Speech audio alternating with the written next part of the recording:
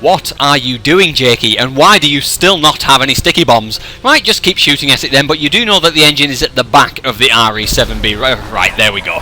And that was just one of the many creative ways that the Children of the Mountain races got underway last Sunday. I believe another was a rocket being fired at Mount Chiliad, but of course the rocket never actually made it to Chiliad before exploding, so the start was distinguished by an explosion from an undistinguishable distance between there and here.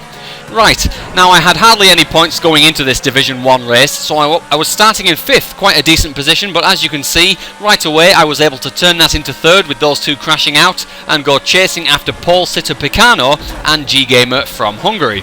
Now you see, Picano is good, but he doesn't believe in this thing called practice. He's way too hipster for that. So as we came through the Sandy Shores chicane, it was no surprise that we bid an early farewell to Picano and were able to concentrate on one of the more serious contenders for the lead. Someone with a clear passion for cars, because he's coloured his McLaren F1 Longtail in that classic McLaren orange that only a child who was given a Fastest 100 Supercars book from his dad in the 90s would understand. But then again, recently I have acquired knowledge of G-Gamer's age, which would deem that impossible, and God, that makes me feel old.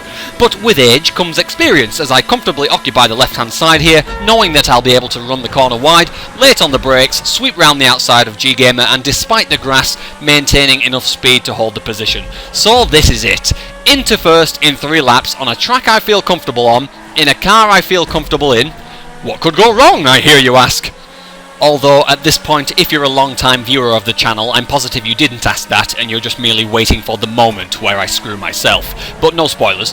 We're fending off G-Gamer for now, and with a cautious pace, seem to be forming somewhat of a train down the back straight. And it's typical for some drivers to feel the pressure here, but I eat pressure for breakfast.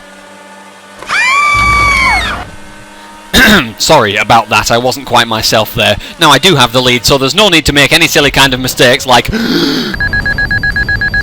Whoa, dude, nice grind. Well, what do you know? There's bonus points to be found all over the place in this league. But my showmanship has cost me, and now I'm under threat once again from G-Gamer, and if you take a look at the minimap, there's an amalgamation of red dots forming on my tail. But, you know, I'm quite confident if I just continue to look ahead and ignore the rather immediate threat from behind, maybe, just maybe, they'll slow each other down, and I'll be able to, hopefully, sneak away into the distance.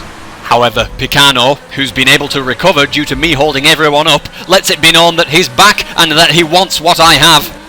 But 1 lap later, Picano tangled with those behind, opening up the gap once again. So as we fly up to the fast left-hander, shall we go for some more bonus points? I think we will! Oh, but we've misjudged it! I'm outside the circuit, catch it! Control it! Let's try the other side now, ramp up! I think you've missed it. Oh, this is going to end in tears. Oh dear. That has had a big impact on my race, and how much damage has been done we won't know entirely just yet, but what we do know is that we've just lost positions to G-Gamer, Picano, AWES7 and now Zhodkiev. And it's at this point where I'm thinking that maybe going for another grind wasn't the best decision. That's a stupid decision. That can only be made by a stupid idiot. Yeah. So, we're on the hunt again, and Zhod has opted for pink today. Again, harking back to the old Le Mans days where clearly nobody gave a fuck about colour schemes, and racing stripes definitely made your car go faster. However, they're not working out too well for Zhodkiev, because in defending that corner he's lost loads of speed, and I'm easily passed on the left. Now, a lap later, I ran a little too close to the fences on the exit of this chicane, and he just disappeared from the minimap. So upon review, I can only assume that I've taken down those fences on his screen, and he's had an absolute shambles driving over them. Which was definitely unintentional, devoid of intent, bereft of blameworthiness, lacking in liability. Clearly had absolutely nothing to do with the fact that he was feverishly close and I'd gotten fidgety. But moving on from that, I had to treat the race now like I'd started from the back and was playing catch-up. Now thankfully the 3 leaders had continued battling throughout this period, so I was able to close up and decided to take a pit stop before I lost any more time trying to get around AWES7.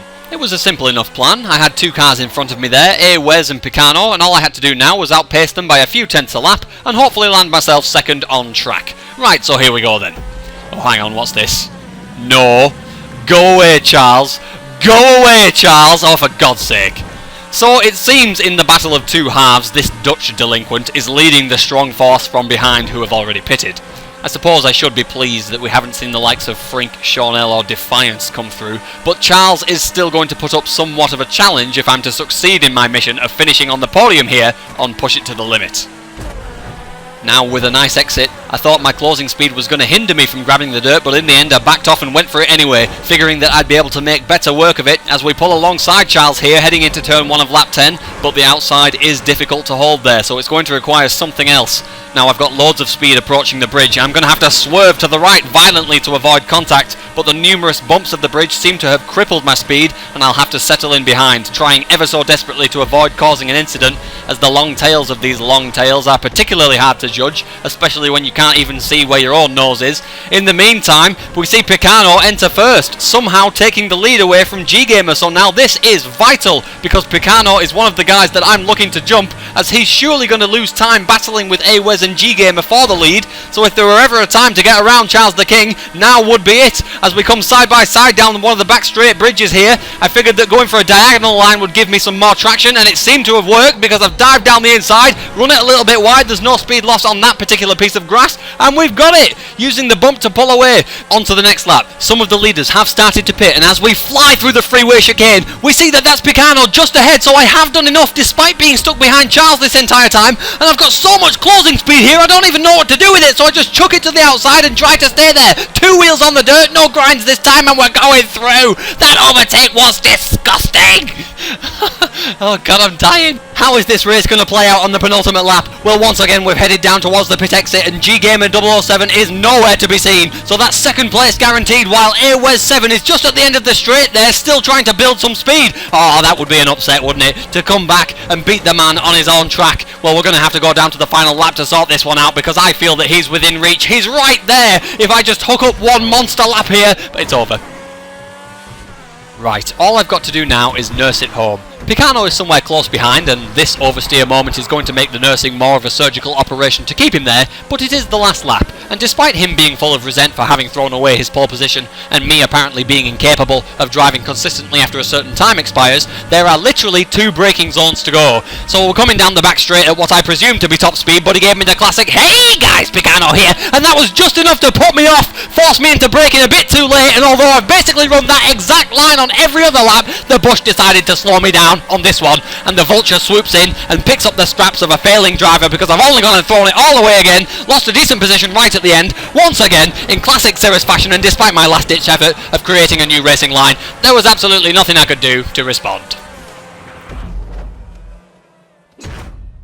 Hey, there's Jakey. Did a good job as pitman, Jakey, thanks for that. Still wearing the same outfit from a year ago though. And there is your winner. Awez 7 picks up another massive result, his second victory in Children of the Mountain, but this one comes at a much more crucial time because he's right on the cusp of overtaking Yuchia, Defiance and Frink for the top spot in the standings. We'll have to wait for the rambling recap to see whether he's done it. Great last minute overtake from Picano, while Frink and Combo came out of nowhere to pick up some big points as well in an attempt to defend their top spots. Hey, check out that billboard. Here comes Division 4, and I believe it's Shady Fruit leading the way as the race gets underway here in the very colourful ETR1s. First time I've ever seen them in action. It was actually won by a reserve, Captain Nerds. He was driving for King Yolo Swag, aka Kaisax, and here he is coming through now. Quite a dominant victory, I have to say. He was able to pit and still come out in first. Coming through in second, we've got J Beast. He did a good job. He's back into Division 3. And then a miraculous comeback from Celtic Pix, who basically gave up at the start of the race. I don't know how he managed to come back into third. Following them, we had the reserve tandem of Lano Luenko and Abyss Rebel, who were reserving for 2 of the drivers in Division 4. Then we had the climax to this epic battle between Blazing My Weed and Golub Shreko, closely followed by Double Duo. All the way till the end, Golub Shreko expressed serious enjoyment for the race. It's always nice to hear that people are really enjoying their battles down in Division 4. KK Fiteni picked up the final promotion slot, and Shady Fruit just brought it home at the end there before the timer ran out. But Captain Nerds was your winner. I've never heard of the guy before, but he sent me a thank you message after the race and asked me to add him to the waiting list, so who knows what's to come for Captain Nerds in a future race. Now, I'll cover these results more in the rambling recap, but meanwhile in Division 2 it was the return of the likes of Ryan and Racing Benji, but it was ultimately dominated by Manny aka YOLO. In Division 3 it was Rene Fun who picked up the victory, followed by Iggy, who I believe was a reserve, as was Mamash and Tyler Durden. There were so many reserves in this race that you just had to show up to get promoted. And the waiting list race. Now, It's Me Chatty in the 811 got a competitive lap time with the other cars in the other divisions. What a drive from It's Me Chatty. That's going to wrap up the highlights video for now. I'll see you in the Rambling Recap.